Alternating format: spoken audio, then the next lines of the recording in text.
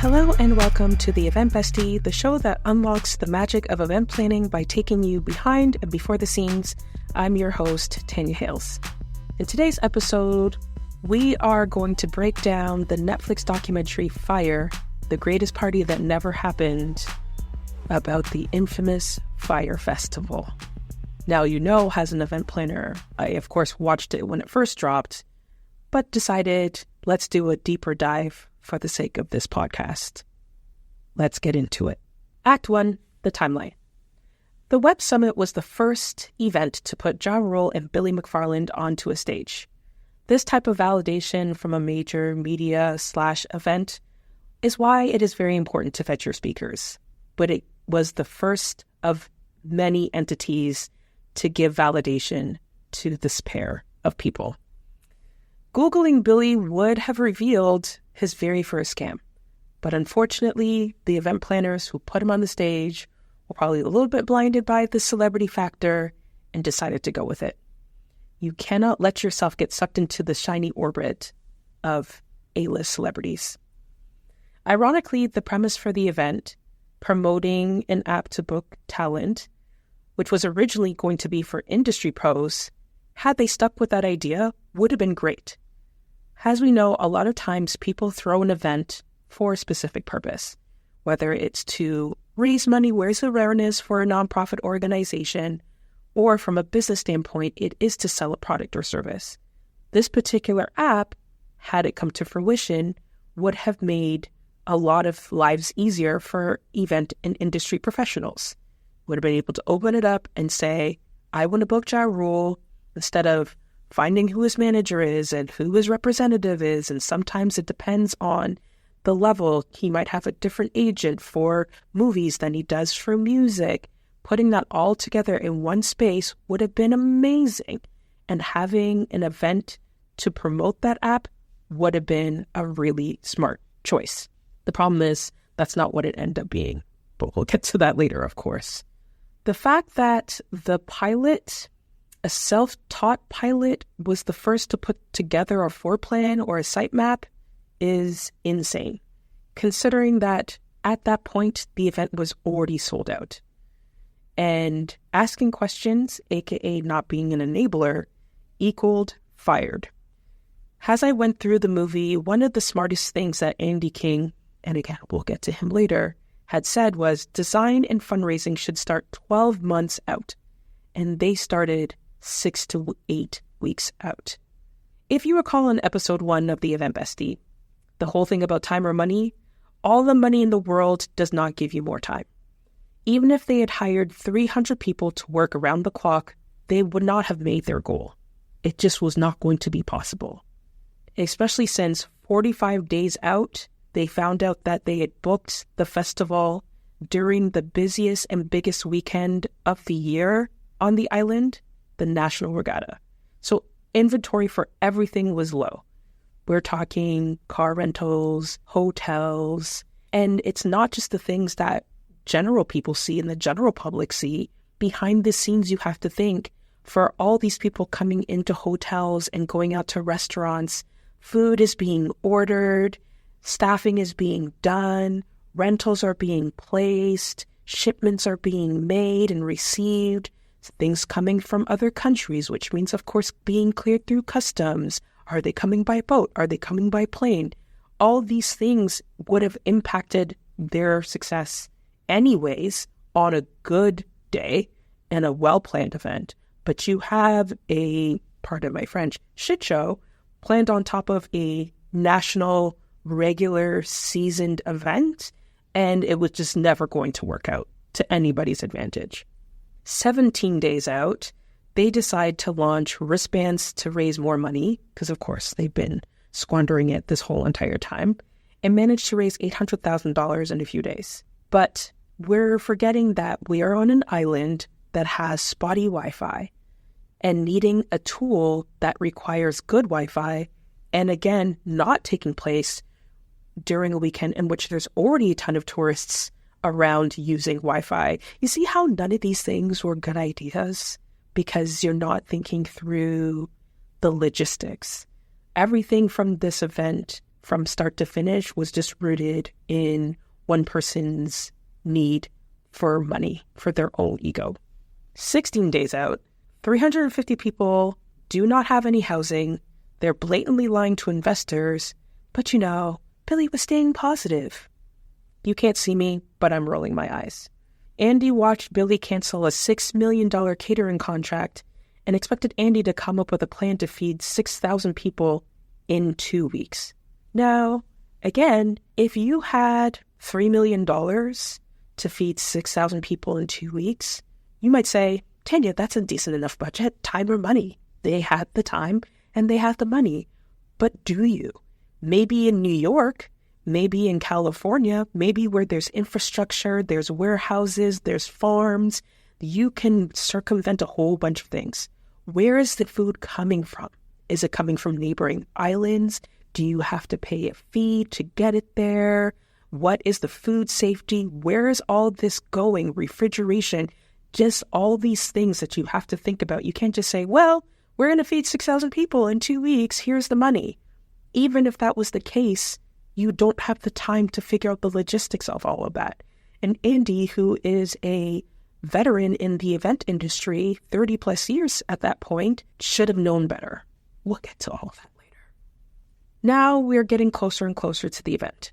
People get the most mad at companies when they're not communicated with. So now that the milk is starting not to smell right, instead of spinning it, instead of reducing the numbers, they left it to the marketing agency to manage, which included deleting comments, which rule 101 of social media, you don't delete the comments. It's just going to make it worse. And I think ultimately when I was watching this, I thought, this is why I wasn't cut out to be a full-time entrepreneur for very long. Because I have 1,000% fired clients before. I had a client I was supposed to plan a gala for, and she would text me at 9 a.m. or 9 p.m., all sorts of random thoughts and ideas that she wanted to get off of her brain and into mine. I asked her to communicate by email so that her requests could be easily tracked. She didn't. So I recused myself. Not all money is good money. And it's always the clients with the lowest budgets who make me regret discounting my price. They somehow manage to have the expectations entitlement of clients with actual coins. Ultimately, if Fyre Festival, the people in charge, the people hired by the people to be in charge, had sat down from the very beginning to work out timeline, production schedule, work our way backwards from the event date, maybe they would have had a chance. Maybe. But ultimately, we know they didn't have a chance because of the money.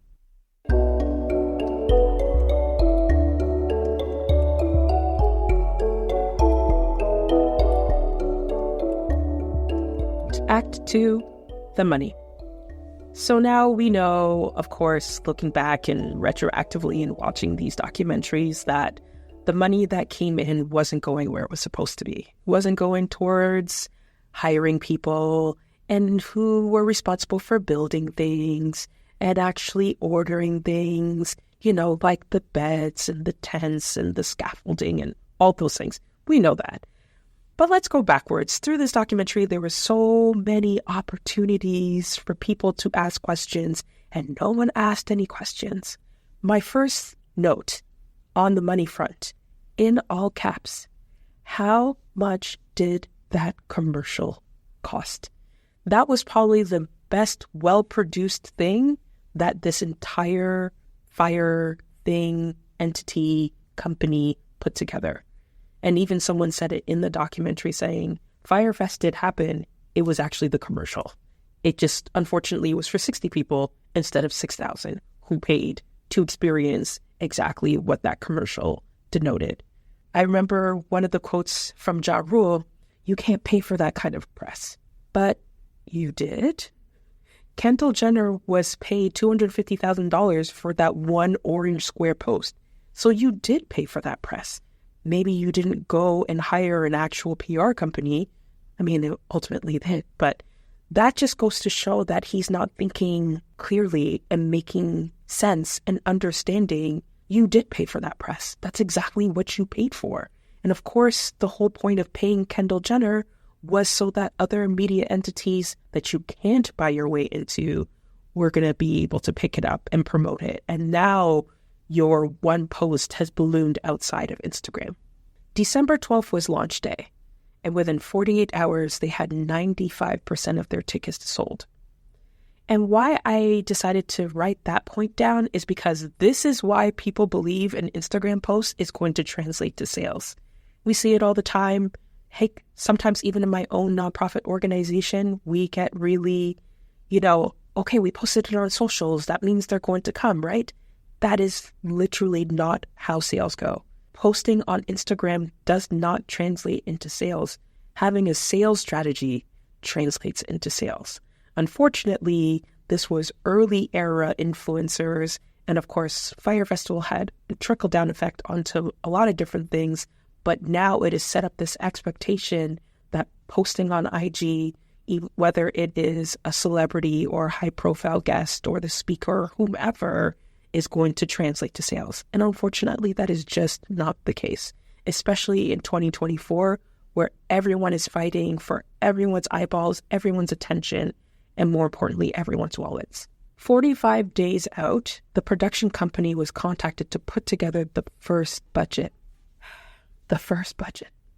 Any event worth its salt has to start with two things. The vision for why you're doing it, what is the purpose, who's the target audience, all this stuff. And we'll get into that in a later episode where I'm going to break down all the things that you need to do step by step to plan your event. But part two is the budget.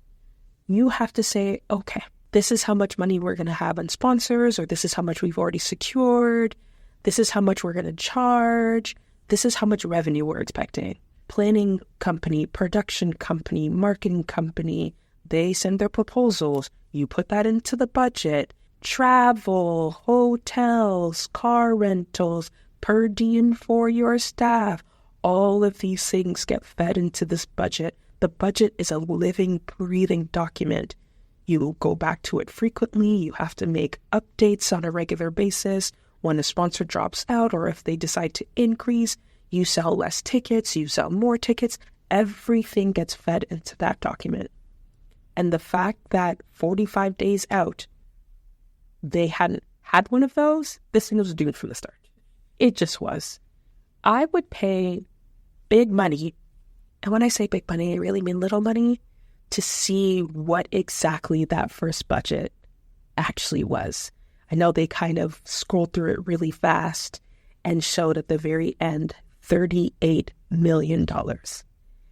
And even if that accounted for some inflated numbers here and there, the vision of what was sold, it absolutely would have cost tens of millions. The talent alone was $3 to $4 million.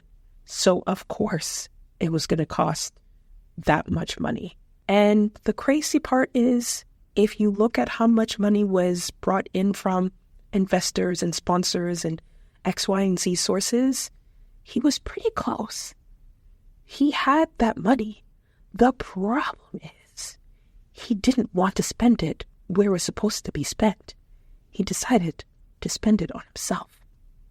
I also noticed as I was watching this documentary that the staff and early support team got housing. Meanwhile, the influencers are being comped and the event is being oversold. There's so many things here. And I know that watching the documentary, there were some employees disgruntled, and rightfully so, who were like, oh, we tried to bring this up, and we tried to say this, and we tried to say this. But ultimately, did you work really that hard when you got to fly back and forth to the Bahamas? You got to stunt on your Instagram that this is what my workplace is all about. Did you really try that hard, or did you not want to unsecure your own bags? Which those bags didn't even exist, but you didn't know that.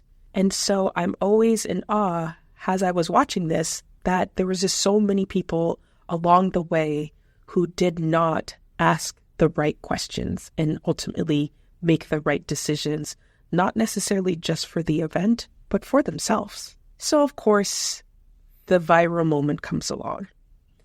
And I'm sure in the moment of live tweeting the doc when it dropped, I gasped and laughed along with the rest of the world about how far Andy was willing to go for Billy.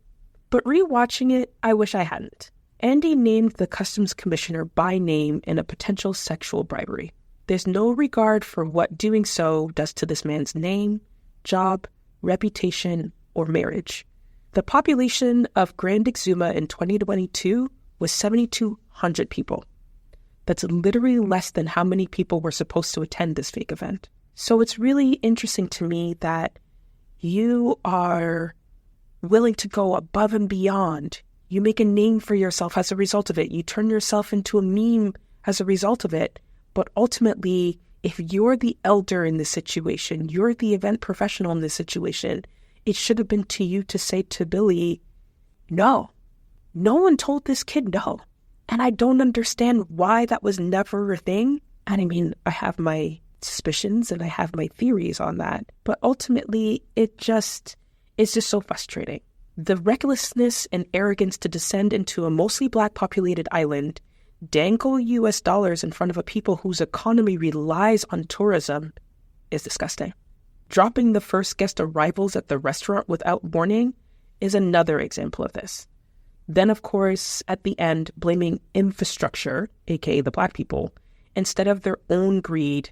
All these things put together are examples of this power dynamic, this mostly white luxury celebrity event coming into this small space, mostly Black vendors and people on the ground working, building stages, moving porta potties, ordering food and feeding people.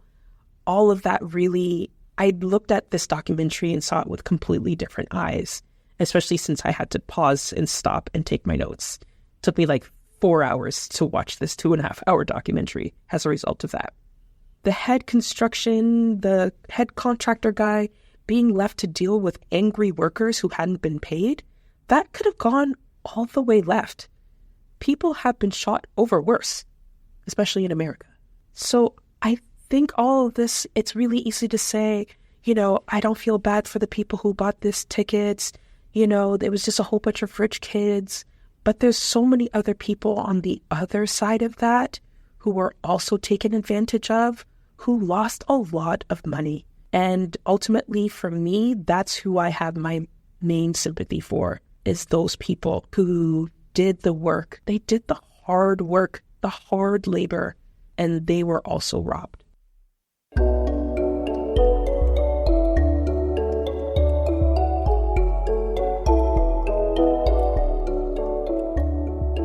Act 3, the hubris. I was trying to figure out, as I said before, how am I going to break down this 2.5-hour documentary into 3 acts? But I realized I couldn't just talk about the timeline from an event production standpoint, and I couldn't talk about the budget from an event planning standpoint and leave out one of the biggest reasons why this event failed. And ultimately, it boils down to one thing: ego. This story is so peak social media era. This couldn't have happened 20 years ago. It just would have been completely different. You needed to do a lot more work to sell things back in the day. First-year events rely on the founder's vision, right? Because there's no receipts, there's no pictures, there's no videos, there's no testimonials from previous year events. So all this boiled down to was one man's vision on how to do something big. But it wasn't just about his vision. It was also about his ego. He surrounded himself with either inexperienced or money-driven enablers. They had to move islands because of the one thing the guy said: don't use Pablo Escobar's name. They did because he didn't believe, Billy that is, that rules were made for him. That was his first FA and FO, for those of you who might have children around. Let's fuck around and find out. He had one job. He sold this vision. Oh, Pablo Escobar's private island, X, Y, and Z. And the one thing the guy said was, don't mention Pablo Escobar, and you want to splash it in this splashy $12 million video. You had one job from the start and just refused to do it. Billy constantly had words like believer and visionary and magician thrown around and associated with him. And it reminded me of the Steve Jobs biography, how people around him would call his lies the reality distortion field, or President 45 and his fake news alternative facts. There's something about a certain type of male getting to do and say anything and have worshippers just follow blindly, suspending their own reason and logic. Because that's ultimately what happened here. I refuse to believe that the people that were hired, the production company, the event planning company, the marketing company, they've had other clients before.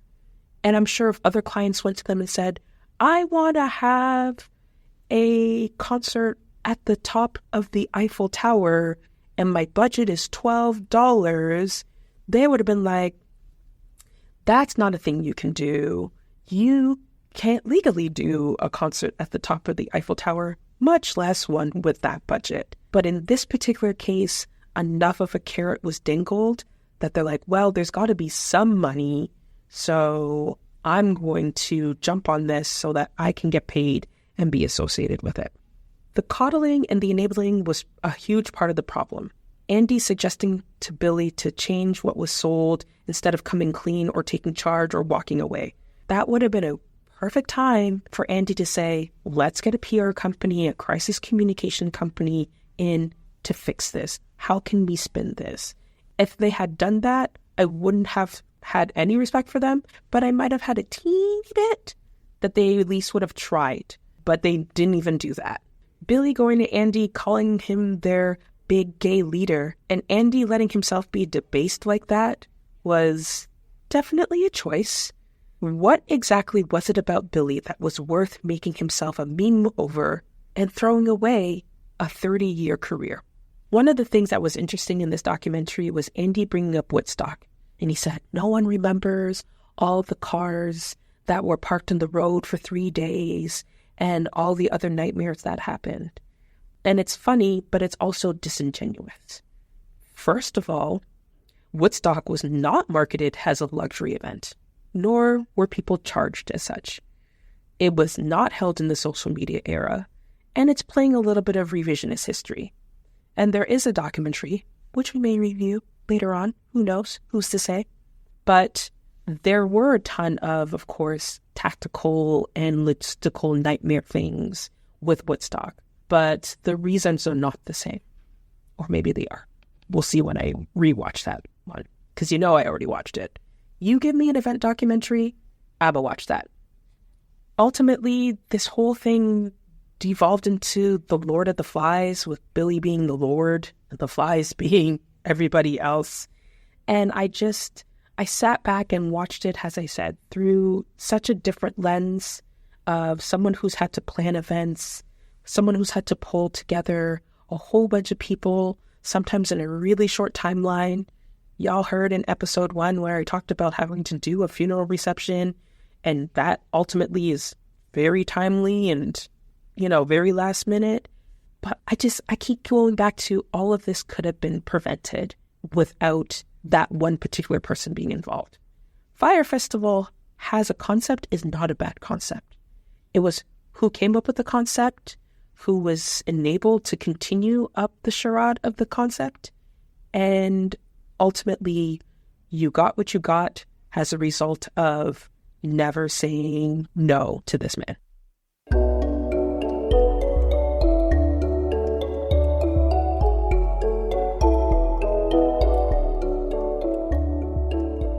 Act 4, the aftermath. So, of course, we all know what happened in terms of Billy being charged and the whole thing falling apart in a very rapid form. But one of the things that stood out to me was when Ja Rule was on a call with all the employees who are now wondering, now what? What's next? Him saying, the next one will be better. And that it wasn't fraud. It was false advertising. If I had the license to do so, I would have thrown Ja Rule in jail just for that statement. Because how can you still, after everything that you saw, believe that you didn't commit fraud? You literally, What? I couldn't believe it. I had to pause and walk away because I really didn't understand. I was like, this man, he's not serious about life. This is also what really kicked off influencer marketing into the next gear, with the FTC now requiring posts to have hashtag ad. Before that, influencer marketing was the wild, wild west. You could pay someone to post something, they're going to post something, and you don't know that they've been paid to post that. You don't know that they don't really believe in the product and service. They're just doing it because they're contractually obligated to do so. Now, the FTC is just like, oh no, you're gonna tell everybody that this is an ad. So, I mean, silver lining that there's some positive things that came up out of it. I don't know. The delusion continued, of course, after the fact.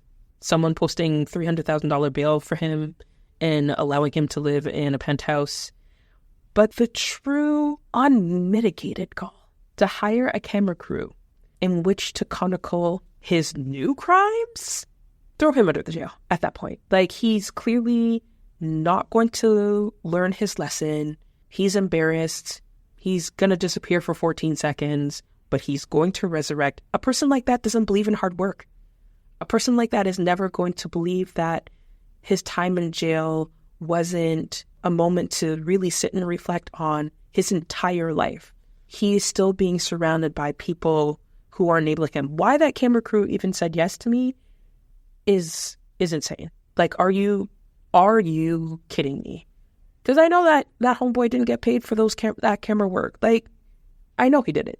He truly is the king of Delulu before Delulu was even a word. Ultimately, he was sentenced to 6 years, and I couldn't help but think of the people in jail for longer, for less widespread crime, especially considering he showed no remorse, and as I said, he is absolutely, positively going to be a repeat offender. A former employee deciding to partner with Ja Rule to resurrect the original app idea? Again, what? What about his leadership and his entrepreneurship made this feel like it's a good idea? The app is absolutely a good idea. Is Ja Rule such a business-savvy, Mark Cuban, Gary Vee mind that he must be the one that you do this with? I don't understand. I left this documentary rewatch with so many more questions than answers. The only silver lining, I guess the secondary silver lining, but the best silver lining, was the catering lady, Marianne Roll. She got to start a GoFundMe to pay the staff, and it smashed the original target goal. Now, I don't believe that the general society who watched these documentaries were responsible for helping to pay those people, but I'm glad that ultimately the community came to the rescue to get that done. Andy calling himself a Fyre Festival survivor really burns my grits. Because, sir, you were literally at the center of it all. An event planner that didn't plan, didn't hold or manage a budget. I don't even know what your purpose there was, sir. But what he has on his website, Andy King has become a household name across the globe and has resonated through the core of millennials and Gen Z for his honesty and unapologetic do whatever it takes attitude. You can't see my face, but if you know me, you can see my face. And if you don't know me, just try to envision what my face is. When I went to his website and saw his little merch line and his podcast and all his other entities, and I really was like, he really just failed his way upwards. There was no loss of business for him. He probably managed to capitalize it and, be on a media tour and all these sorts of things. Calling himself a survivor when there are people who literally were on the ground building things with their hands in the hot sun who didn't get paid is just so gross. No matter the negative association with their name, when you do a Google search, some people just get to fail up in life. My last query and thought was, will we ever truly know how much money was brought in and how much was spent? And I suspect that we would never will. And I know that the FBI and the SEC and whoever else got involved with the case tried to do the forensic accounting. I know they said ultimately they had only really been valued at $90K when he lied and said it was worth millions as a company. But ultimately, this is not his first foray, and it won't be his last. Because as of 2023, Homeboy launched Fyre Festival 2, and of course, it's sold out. It's slated to take place in the Caribbean at the end of 2024, which we are now in the year of. So if anything comes up, the Event Bestie's on it.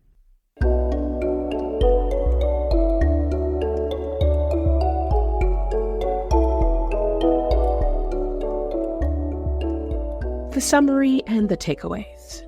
So, of course, there's a lot that we can take away, but I'm going to try and keep this to an event planning standpoint and not just my own personal feelings and opinions. Number one, start with a budget, y'all. I don't care if it's your mom's 75th birthday party, it's your daughter's sweet 16. I don't care what type of event it is. Start with a budget. And one of the things I always found interesting was when I worked for the event planning catering company, someone call and inquire, okay, I want to get some catering for your X event. Okay, cool. When is it? How many people? Time of day, et cetera, et cetera. What are you looking for? And I would ask the budget question. Oh, I don't really have a budget. My follow-up question to that eventually, as I started to hone my skills in that particular job, what is the number that makes you uncomfortable? Because then that is the budget. If you come to me and say, I want to do a wedding and it's 125 people and it's a 3-course sit-down dinner and this, that, the other, and I tell you, okay, based off of all that information, blah, blah, blah, it's going to be $50,000. And you hiccup and you hold your chest a little bit and you hard blink, then your budget's not $50,000. It is underneath that. So I think it's really important to be honest with yourself before you start this foray into event planning, because I promise you the number is going to need to be had at some point in time. Had, written down, managed. It ebbs and flows. It can grow, it can shrink, but it needs to exist. Choose your clients wisely. Yes, hindsight is 20/20, but there are more red flags than at an F1 race that were ignored by so many people. First-year events are the hardest to sell. You normally have to earn the trust of guests to purchase. If something doesn't smell clean as a guest, wait for year 2. And I would say most events who try to be annual are better in year 2 because of the learnings from year 1. For those who want to plan events, start small. It is okay to have a big vision on what it will grow into. But it's better to sell at a smaller event, collect your receipts, then come back bigger and better for next year. And that's a wrap for this episode. Thank you so much for listening. If you liked it, smash the share button so I know it's real. Until next time, we'll keep the red carpet ready for you.